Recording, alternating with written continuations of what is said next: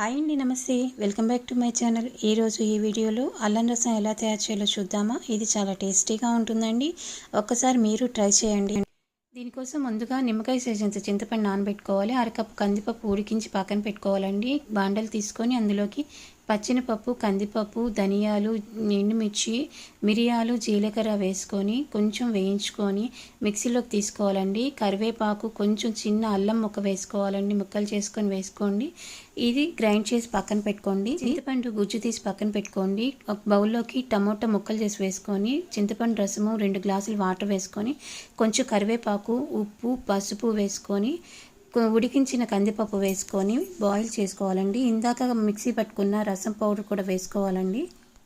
5 నిమిషాల పాటు బాగా ఉడికించాలండి. చివరిగా పోపు పెట్టుకోవాలి. బాండలు తీసుకొని ఒక స్పూన్ ఆయిల్ వేసుకొని ఎండుమిర్చి, ఆవాలు, జీలకర్ర, ఇంగువతో పోపు పెట్టుకోవాలండి. అంతేనండి, రెడీ అయిపోతుంది. ఒక్కసారి మీరు